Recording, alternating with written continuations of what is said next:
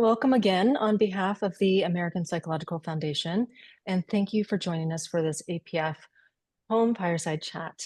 This is our second chat of 2025 series, honoring the 2025 recipients of the APF Gold Medal Award for Impact in Psychology. I'm Dr. Lindsey Buckman. I'm an APF trustee, and I'm thrilled to be here today with two incredibly deserving recipients of the 2025 Gold Medal, Drs. Lynn Abramson and Lauren Alloy. As the premier private grant-making foundation in psychology, APF awards over $2 million annually in grants, scholarships, and awards that support psychologists and students using psychology to create a world where people are healthy, happy, and living with dignity. APF is unique in that it receives the overwhelming majority of its funding from individuals like those of you joining us today. Thank you very much. We cannot express our gratitude to your investment in APF and the important research and projects we continue to fund. As we proceed through the conversation, if you have any questions for Dr. Abramson and Alloy, please feel free to enter them in the Q&A feature found at the bottom of your Zoom screen. We will do our best to address all questions at the conclusion of the program. It is now my absolute pleasure to formally introduce today's guests, Drs. Lynn Abramson and Lauren Alloy.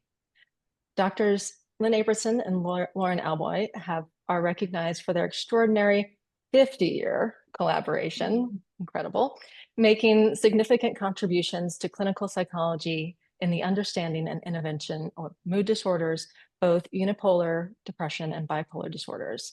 In particular, they are recognized for three primary outstanding theoretical contributions and accompanied bodies of empirical work in applied psychological science. The hopelessness theory of depression, depressive realism, and the behavioral approach system, BAS, reward system, hypersensitivity theory, and bipolar disorder. They've had an immense impact on other psychologists throughout the field through their dedication to mentorship and developing future leaders in psychological science. Please join me in welcoming Lynn Abramson and Lauren Alloy. Thank you again for joining us today. Let's dive right in. Hi. Yes, thank you. Thank you, Lindsey. We're both really honored and thrilled to receive this award, especially together. Well, wonderfully deserved. So I'm so excited to talk to you all. Let's dive right in. So you began your journey together 5 decades ago and worked together throughout the duration of both your incredible careers.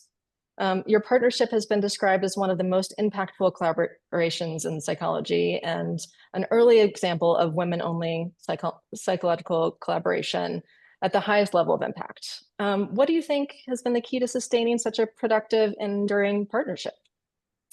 So I'm going to jump in first on this one. And I will say that I actually think our collaboration might be the longest ever in the history of psychology. I'm not positive about that, but we're certainly among the longest.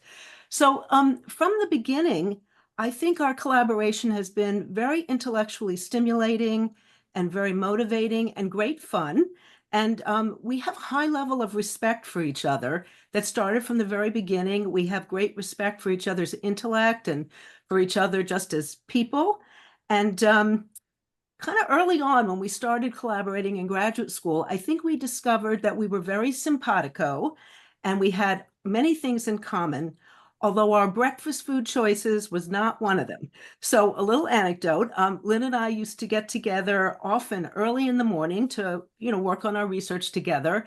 And Lynn would bring in for breakfast choice, she would bring in a Philly cheesesteak hoagie with lots of onions and lots of mayo. And I would like, oh my God, Lynn, how can you eat that first thing in the morning? And I, on the other hand, would bring in Nutty Buddy ice cream cones. And Lynn would say, Lauren, how can you eat that first thing in the morning? I am happy to say, at least for myself, my breakfast food choices are much healthier ever since then, although I do still like dairy. So I have Greek yogurt now and low-fat cheese. But, we learned to work very well together early on. And in fact, we often had meetings in the psychology department library. And our very first paper that we wrote together, which was the Sadder but Wiser paper, we literally wrote together word by word together. So we literally did not move on to like the second sentence until the first sentence was perfected. And then we didn't move on to the third sentence until the second sentence was perfected. And we kind of did this together. Of course, that's not a very efficient way to write papers. So over time, we stopped doing that. But we would still really have very good discussions with each other about our ideas for a paper and figuring out what we wanted to say. And then, of course, we would divide the paper up and each of us would take parts. And then we would exchange those parts and, edit and revise each other's parts until we got it, to where we wanted it. Also, I would say another key, I think, to our long collaboration is that I think we problem solve very well together.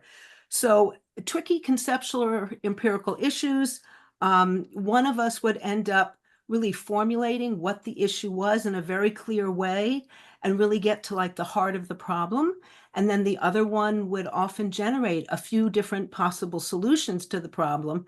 And then we would, discuss back and forth until we would settle on a solution we were happy with. And then the final thing I would say is that, like a good marriage, a long-term collaboration requires excellent communication. And I think over the years, Lynn and I have communicated very well. And if one of us had a concern about the collaboration or the relationship, we felt we could talk about it honestly and resolve it to both of our satisfaction. Lynn, what do you think?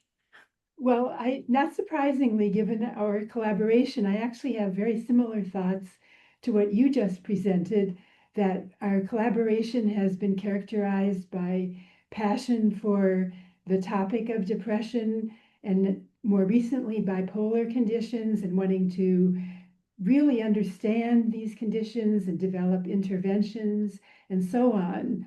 So we have this passion, desire for the same kind of knowledge.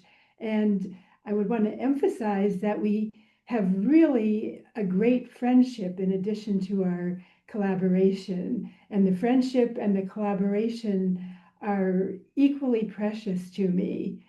I'd like to emphasize that our collaboration evolved over time. It started with a chance encounter discussion in, I think it was the psychology library at the University of Pennsylvania.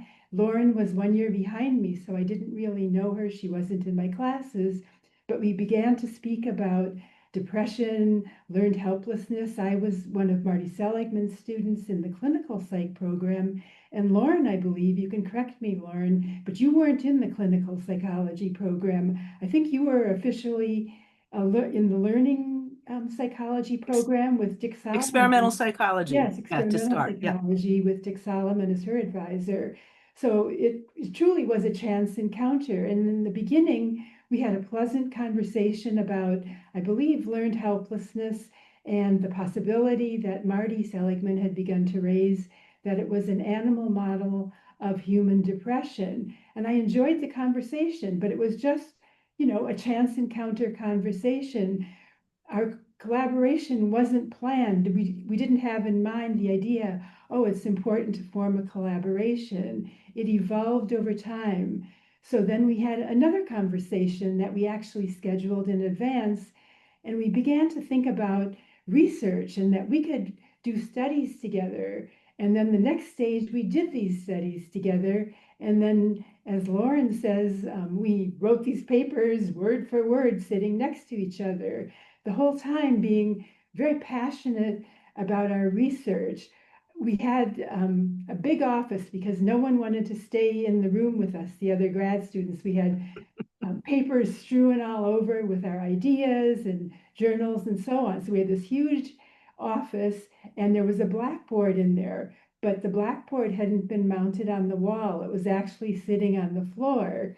And oddly, Lauren and I would just kneel in front of the blackboard and write all these diagrams on the board and talk excitedly about them. It never occurred to us, I think, given our excitement about the research and the science, that we could ask to have the blackboard mounted on the wall, or at a minimum, we could buy knee pads to wear for our discussions. But we never did. We were always down on our knees in front of the blackboard. And that's one of my most vivid memories. Another vivid memory is the chair of the department, who was just down the hall with his office and his laboratory, frequently would come in, just kind of stick his head in our office and say, "Keep it down, girls," when we would really be excited talking. And yes, as women in our middle 20s, we were still called girls back at that time. Lauren brought up the idea of marriage and communication being so important in marriage. Communication has been a central cornerstone of our collaboration, and we do communicate very well.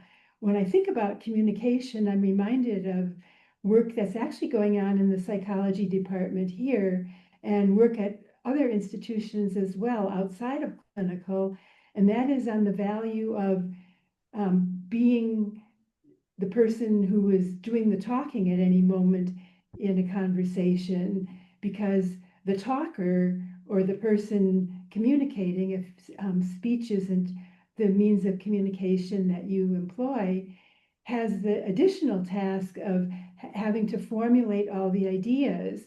So there's a notion that communicating also helps you think. And to capture that, Mary Ellen McDonald, who also recently retired in my department, wrote a book called More Than Just Words. And that was so true for Lauren and me. Our communication just, to me,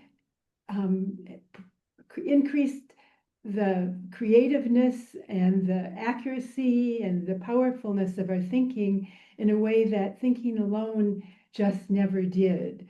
So we were off to a good start in graduate school, and we've kept up that collaboration over all these 50 years now.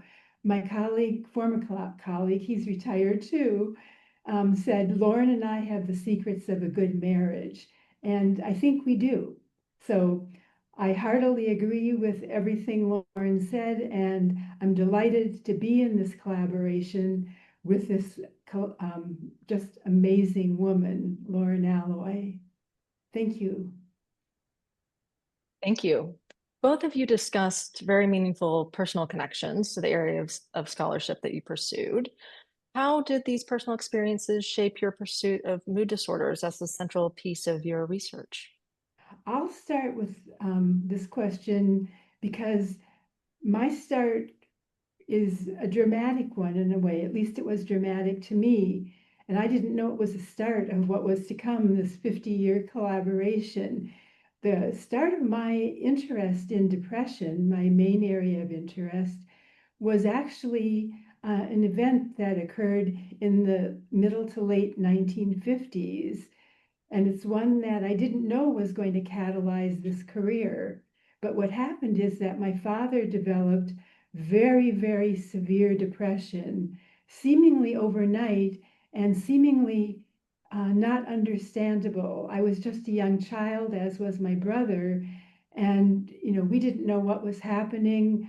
My mother would take us and my dad to the doctor. My dad had to quit his job. He was a teacher, which he loved in high school. He could no longer work. He would just lay in bed, except for the times when he would get up and pace around the room. He had trouble getting dressed in the morning. This was a man who had to work from the time he was 5 years old. He and his mother, she was a single mom, had to somehow survive in the midst of unrelenting poverty. So he knew a work ethic from the age of 5. He worked to make money as a 5-year-old, not as a cute little kid. And he knew how to take care of himself. He had been called into 2 wars, World War II, which he was in for a long time, and then the Korean War right after I was born. And he went through all these events in his life, and we were prospering at the time that this depression developed. So I was totally baffled. And going to the doctors and seeing my dad's condition had a huge impact on me. At that time, in the late 1950s, we were, believe it or not, in the midst of DSM-1. So this was early in, formal psychiatric thinking. And the psychiatrist at that time diagnosed my father with a, quotes, nervous breakdown. There was no concept of depression. And others were diagnosed with the same condition, nervous breakdown. The psychiatrist explained to my mother that there were two kinds of problems in people who he saw. One was psychosis and one was neurosis. And he proceeded to explain the difference between these two conditions. So he said, in psychosis, an individual doesn't know that 2 and 2 is 4, whereas in neurosis, the individual knows that 2 and 2 is 4, and the individual is not happy about it. Your husband, he said to my mother, has neurosis. So my dad was given the final, diagnosis of a nervous breakdown, which in turn was associated with, really, I would say, trauma for our family. We gave up a beautiful house. My dad had to give up a really fulfilling career because we no longer had any money. He couldn't work. We moved to another part of the country to live with my grandmother. And things, in retrospect, seemed pretty hopeless. But at that time, psychotropic drugs were being developed. My father had had no effective treatment to that time because the treatment for depression and many other neuroses was to give very strong tranquilizers, which did not do anything for my father. But eventually, in the early 1960s, more specific antidepressant medications were beginning to be used with individuals who had these, quotes, nervous breakdowns. And my dad was one of the individuals with his very severe depression who responded miraculously to these antidepressant medications. But it didn't enable him to go back to work yet. And eventually, what happened is he was hospitalized at a Veterans Administration hospital. And at that hospital, he worked with a psychoanalyst who didn't help him either. They would just sit across the table from each other, and neither would speak and make no progress. Freud would not be surprised. He said psychoanalysis would not be effective for depression. But anyway, my father concluded that psychoanalysis and treatment really wasn't the way to get him back to being his normal self and being able to work as he liked to do. And he came up with the idea of starting at a job less demanding than teaching and then to work his way back. And that really worked.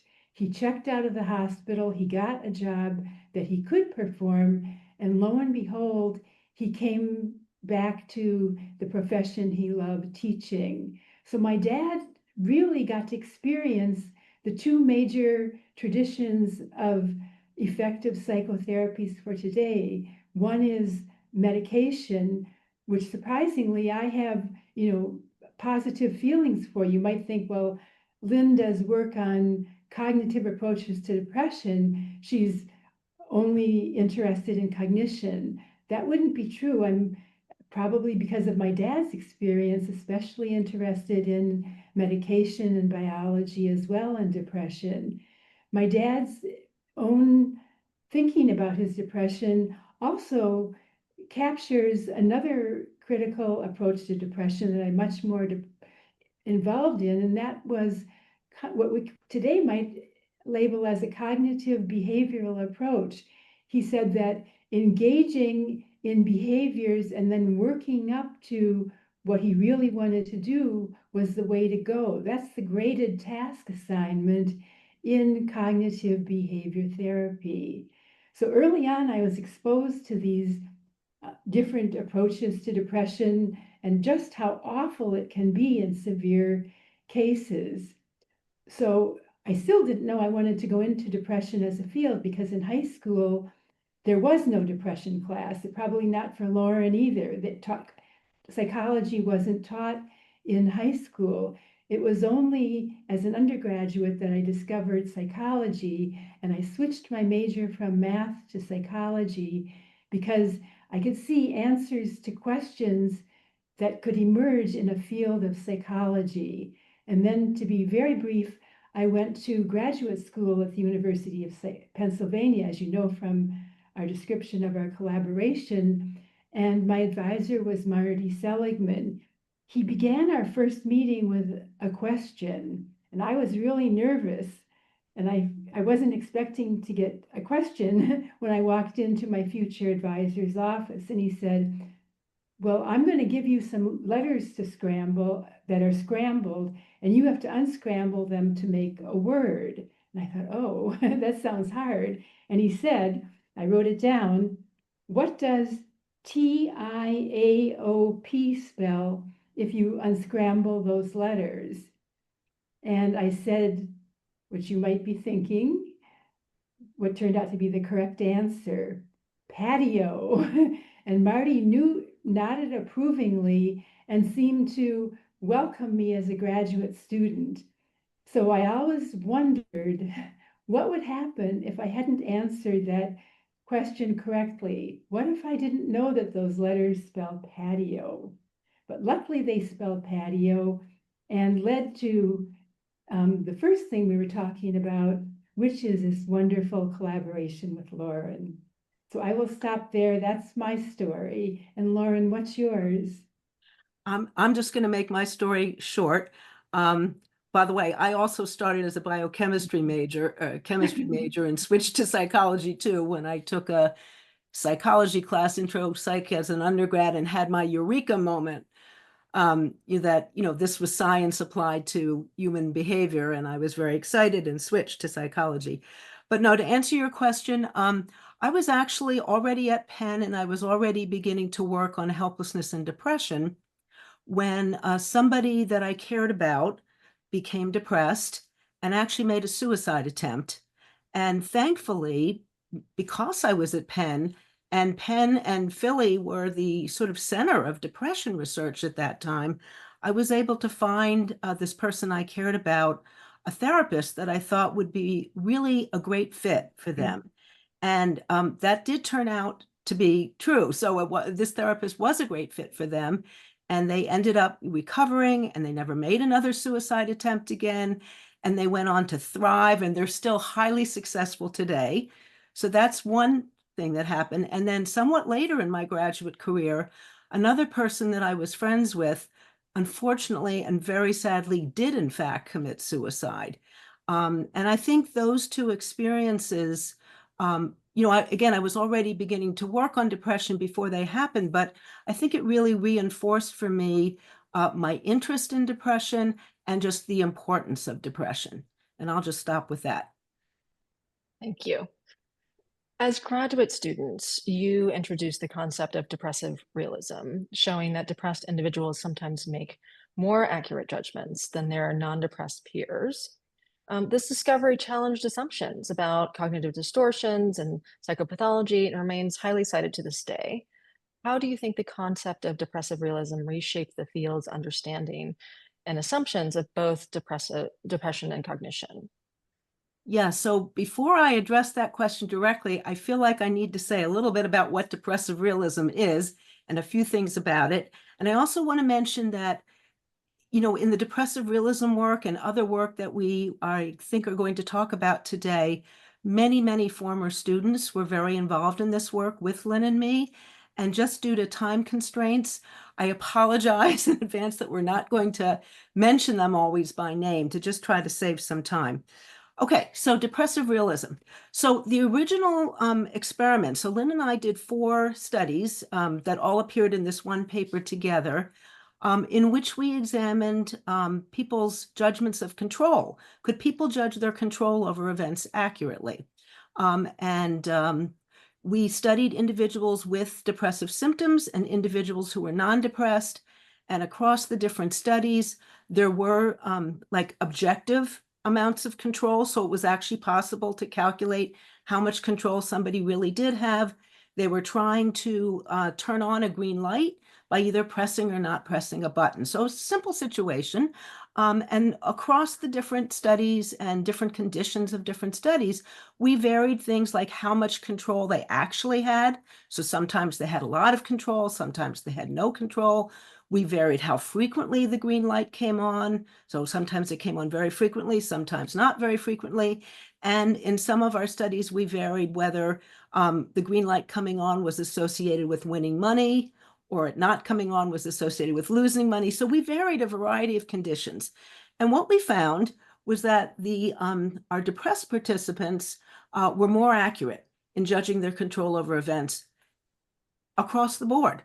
No matter whether they had control, they didn't have control, the outcome was frequent, infrequent, they won money, they lost money, didn't matter. They were more accurate in judging their control than were the non-depressed participants. So that was the original set of studies. And I do want to mention that from the very beginning, so back then and now, Lynn and I never thought that depressed individuals are more realistic than non-depressed individuals all the time across the board. I think some people think that we have argued that, but we haven't. And the findings that we got were surprising. We weren't predicting them in advance. In fact, we predicted often the opposite of what we found. Starting early on, we started to do additional experiments to try to determine the boundary conditions of the depressive realism phenomenon. So in other words, in what situations it occurs and when it doesn't. And I'm just going to give two examples of boundary conditions that are particularly interesting to me. So one is, it mattered whether people were these judgments for themselves or for others. So we did further experiments where the participants made these judgments of control while they were doing the task for themselves, or other times they observed someone else doing the task and judged how much control that person had. And we found, lo and behold, that the phenomenon completely reversed for self versus other, so that while depressed individuals were more accurate for themselves and non-depressed individuals showed optimistic, self-serving cognitive biases and illusions, when they were judging for another person, it reversed. The depressed individuals showed optimistic biases and illusions of control, and the non-depressed individuals were much more accurate making judgments for others. So that was one boundary condition. Another one is that we did a very interesting mood induction study in which we found that whether you get depressive realism type findings or not depends on the current mood state of the individual. So we had people come into the lab who were depressed or non-depressed when they came in. And then for the depressed individuals, some of them were assigned to a mood induction condition where we induced an elated mood state. And we compared that to other depressed individuals who simulated elation and others who received a neutral mood induction or no mood induction at all. And then likewise, the non-depressed participants who came in were assigned to either a depression induction or a depression simulation or a neutral condition, neutral mood induction or no mood induction at all, and then let them do this judgment of control task. And we found again, the phenomenon reversed. So even though somebody may have walked in the door in a depressed state, when we induced an elated mood, they started showing optimistic, self-serving illusions of control.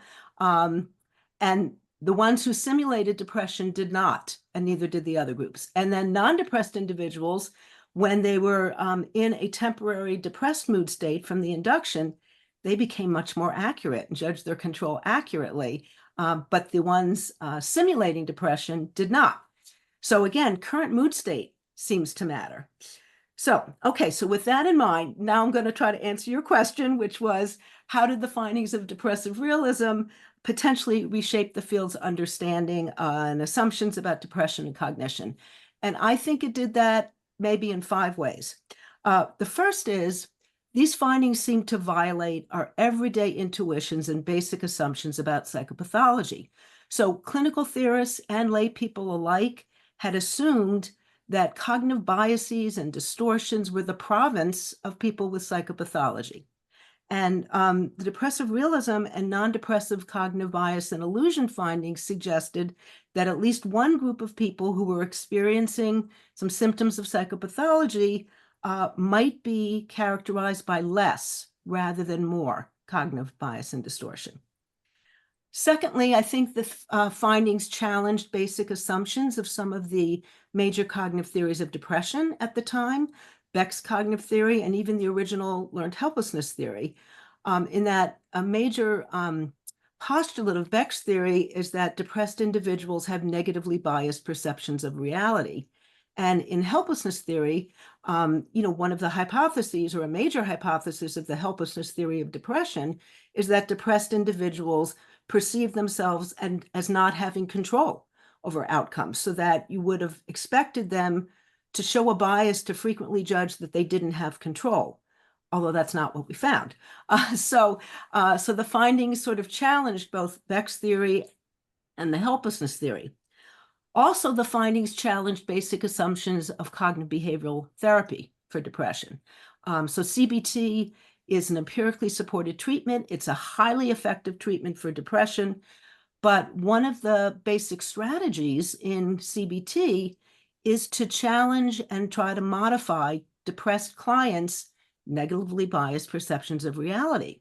And the depressive realism and non-depressive optimistic illusions findings suggested that perhaps a primary or important active ingredient in CBT was actually teaching depressed clients to construct optimistic, maybe self-serving biases and illusions for themselves in the way that non-depressed individuals seem to naturally do, rather than that it was teaching them to engage in more realistic self-appraisal. Also, I'm just going to skip. I know I said there were 5, but for time reasons, I'm going to skip one. I'm going to go to the last one, which I think is important. The last one is that I think these findings were especially provocative because of their potential practical significance. So clinical theorists, including us, had hypothesized that non-depressive optimistic biases and illusions may have adaptive consequences, in particular that they would help to maintain positive affect, maintain high self-esteem, lead to better coping with stress, less hopelessness, greater behavioral persistence, and less vulnerability to things like depression, suicide, and physical health problems. And so I think these findings were important. And in fact, we did do a study in which we tested the adaptive consequences of depressive realism versus like optimistic illusions of control, in which we had about 150 participants just come in and do the judgment of control task. And then they experienced in the laboratory a problem-solving task that was unsolvable. So everybody was guaranteed to fail on it. We measured their affect before and after that task, and then we brought them back a month later, and we measured what life events had happened to them, just naturally occurring events they experienced over the month. And we measured their depressive symptoms, which we had also done. And then we measured their hopelessness and discouragement. And we found that the participants who gave large illusions of control, believing they had control when they didn't, were protected from experiencing increases in negative affect following the laboratory stressor, and they were protected from discouragement and hopelessness when they experienced naturally occurring negative life events, and they didn't become depressed as much either. So that suggests that those optimistic illusions do have some adaptive consequences. And now I'm going to see what Lynn thinks. Thank you. I think a lot about this question, and I think a good place to jump in is actually where you left off, Lauren, and that is we conducted a number of studies looking at the boundary conditions of depressive realism to find out when we would see it and when we wouldn't. And the motivation behind looking at boundary conditions is to go beyond creating a laundry list of, oh, you see it in this situation and not in that one. Instead, we were aiming to understand what are the processes that might underlie when you see depressive realism and when you don't, and when do you see non-depressive bias and so on. So we were and are searching for theoretical constructs to help us understand thinking in depression and in non-depression and other states for that matter. And I think one very revealing study that we did, we would consider it a boundary condition study, was the one, I believe, you can correct me if I'm wrong, Lauren, but the study that we did next after that first series of studies. And in this study, what we reasoned why we did the study is we wondered, well, gee, in those original studies, the potential response that might control the outcome, the participants would figure out whether it controlled the outcome or not, was very simple. You had a button in front of you, and you would press the button and see if that made an increase or decrease, that it mattered in whether or not a green light came on. So we thought, well, maybe if you made the response that potentially could control the outcome more difficult, maybe you wouldn't see depressive realism anymore. Maybe as the task requires more effort and more persistent problem solving to come up with the answer, maybe depressive realism would disappear. The depressives might not be able to come up with the solution of how much control they had.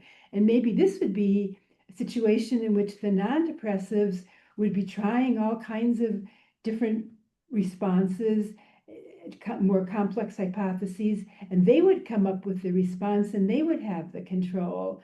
So what we did is we modified the task so the correct response involved the timing of when you press the button.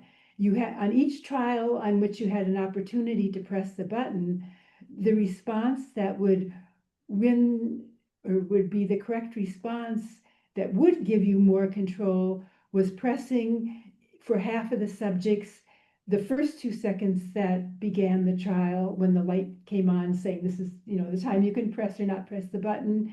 And for the other half, just to counterbalance, it was the last 2 seconds of the trial. And sure enough, what we found is that the depressives judged they had no control in that condition where they had to come up with a more complex response to control the light, whereas the non-depressives judged that they had more control. So we reversed the phenomenon, and there we had a theoretical motivation, which was that the motivational deficit that you see in depression, the lack of motivation, would lead to depressives not generating the correct response because it's more complex and requires more effort and thinking than the non-depressives. And our other information that we collected in assessing the study indicated that that was correct. The depressives were less likely to exhibit the controlling response, and they didn't learn that they had potential control over the outcome. So in this way, we saw, oh, motivation makes a difference on at least this particular task, and depressed people with their lowered motivation don't show accuracy compared to non-depressed individuals who are showing these non-depressed illusions. In this case, the non-depressed people were the ones coming up with the correct response. So that was interesting. And we then wondered about very early cognitive characterizations of depression that emphasize distortion. These formulations of depression suggested that depressed people's perception of the world was hopelessly biased by what were called negative schemas, particularly about the self. So negative, you could use the word beliefs even instead of schemas, but this served as a filter, and that people would interpret events in line with their beliefs. And the idea was depressed people had these very negative schemas, where somehow non-depressed people were not biased by these schemas. Instead, they made judgments and based their actions on knowledge of the data out there. They had, accurate perception. They weren't filtering information through these schemas, and therefore were not subject to biases. So Ben Dykman had the idea, well, we could really test that idea. What if we could find a situation in which depressed people and non-depressed people had the same schema, and then compare what happened in that schema to their judgments to a situation in which they had different schemas. And the study is complex. I won't go into the details, but the bottom line conclusion is when the two groups, depressed and non-depressed individuals, and these were college students, so you'd want to see this in more depressed, severe depression as well. But when the two groups had the same schema about a situation, they gave the same judgments. It was when they had different schemas, they showed the bias that a schema basically creates. You filter information through the schema. And non-depressed people who had more positive schemas showed positive biases, and depressed people who had more negative schemas in the situation showed more negative biases. And this would be in line with events that were happening in cognitive psychology at the same time, the emphasis on schemas and influencing how we interpret the world, although there wasn't the emphasis so much on mood-based schemas. Instead, the emphasis was on schemas about, everyday tasks in life and so on. But anyway, this study showed that it wasn't just depressives who showed biased processing at times, or accuracy at times, greater accuracy at times. It was non-depressed too, non-depressed people as well. So that gave us the insight that, the match of the schema to the situation the person's in is very important in determining whether the individual will show accuracy or inaccuracy. When the schema is in line with the situation, the individual will process information in line with a schema that's consistent with the actual information out there and be accurate.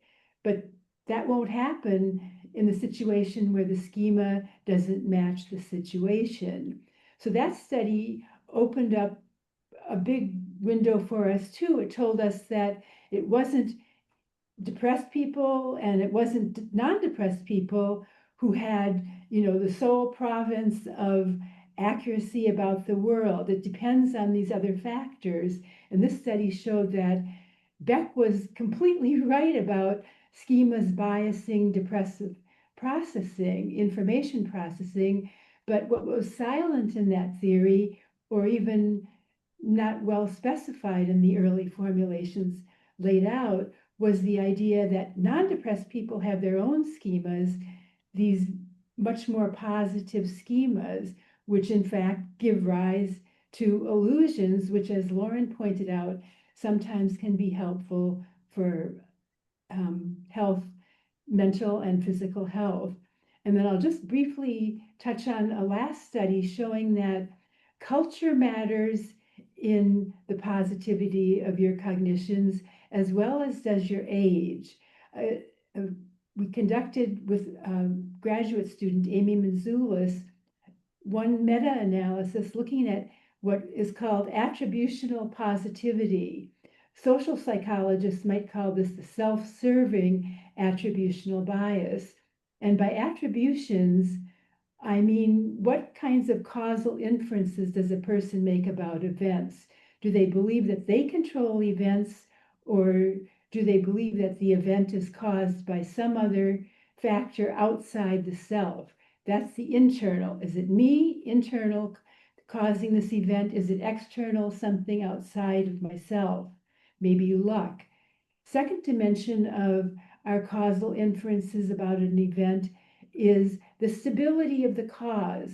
Will this cause of my current event, let's say my negative event, be around in the future and therefore cause other negative similar events for me?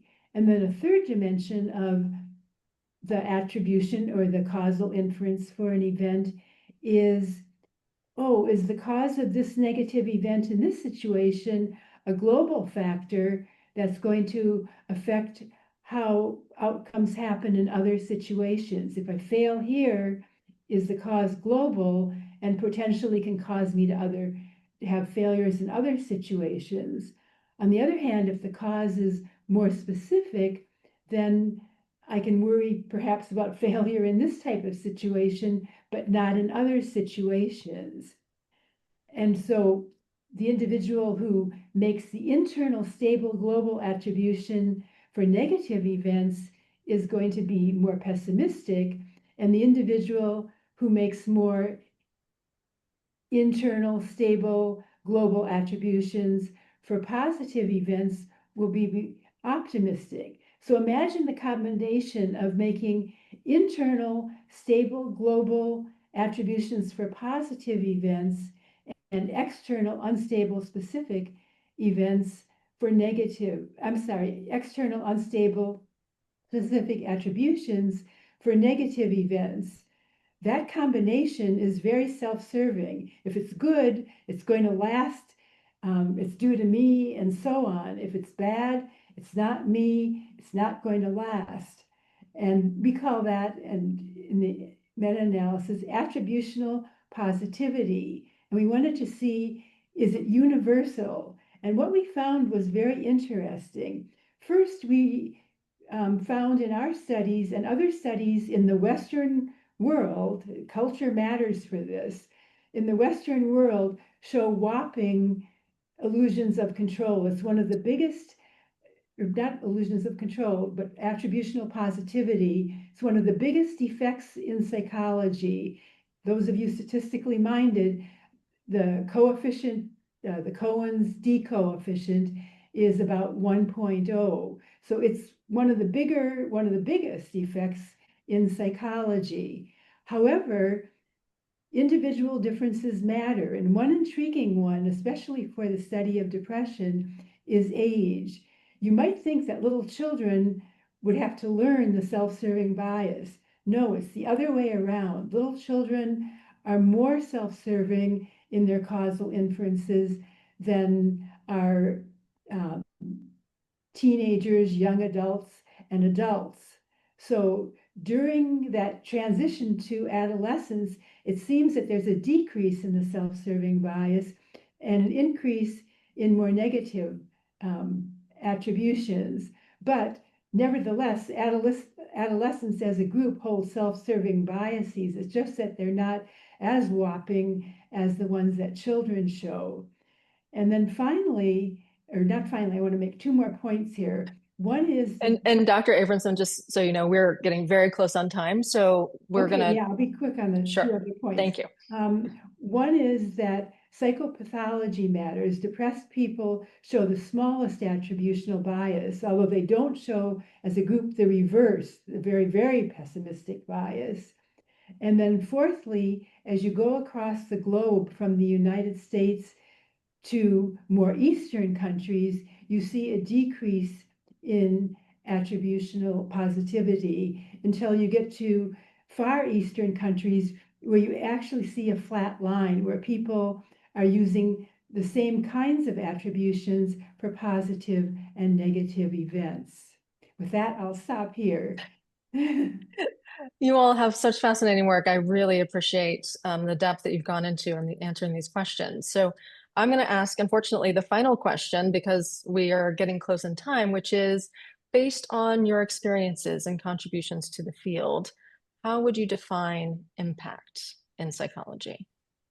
So Lynn, I know you were going to jump in first on this one. I was going to volunteer to you. I was going to say, let me jump in first since you've been talking for a while. So I'm just going to talk about, I think, 4 things that contribute to impact, and I'll be really brief. So I think part of impact is research that fundamentally changes assumptions in a field. And I would say that maybe the depressive realism work that we've done falls into that category. Secondly, I would say research that promotes a better understanding of a psychological phenomenon. And although we're not going to get to talk about it today, I would say the hopelessness theory and the entire body of empirical work, which is hundreds of papers that we've done testing that model, and also the reward hypersensitivity model of bipolar disorder, I think fall into that category. I think research that has practical implications, for potentially for assessment, for treatment, for prevention, potentially for public policy, for education, any sort of major practical implication, I think would define research that's impactful. And again, I believe that especially the hopelessness theory and the reward hypersensitivity theory would fit the bill there. And then finally, and we won't get to talk about this either, but mentoring. I think mentoring young scientists and who are going to go on to have impactful careers themselves is a very important part of impact. And I know for me personally, mentoring is something that I'm absolutely passionate about and I love. And I've spent a great deal of time and effort on, but I'll leave it at that since we're out of time. Can I Just about. just bring up one point here as well for impact? Lawrence talked about the impact that we can have on other scientists and on the world through mentoring and so on, which are hugely important. And I would like to add one other type of impact in just a few words, and that is I believe that impact is a two-way street, that we as scientists, hopefully, if we're doing science that matters, have an impact on the world. But the world also has an impact on our science. And I'm very excited about the new development in science that has a name, bringing people with, quotes, lived experience into scientific collaborations. So in our case, studying depression, it would mean bringing people with depression into the research team to help shape the research that we conduct. So I would emphasize in one sentence that impact has the potential to go both ways. And I think that both are really important for doing the best science. Thank you. Amazing. Thank you so much, Dr. Abramson Lauren. So you have an incredible career and experience, and thank you so much for sharing that with us. We're going to turn to some of the questions from our attendees. So those of you attending, feel free to submit any questions using the Q&A button at the bottom of your screen. I'm going to go to the first one for to ask. So let's briefly, from your perspectives, how much progress has the field made in understanding and developing treatments for anhedonia? What questions should we be investigating to improve treatment for anhedonia? Well, I'll jump in here. Generally, I feel that we have quite a long way to go yet in developing CBT strategies for depression in general. I don't feel that we've reached the level that we can reach at this point in time. When I talk about numbers to my classes, percent of people who improve in at least randomized control trials with CBT for depression, students say, well, you can look at the glass half full or half empty, and you truly can see it that way. There's room for improvement.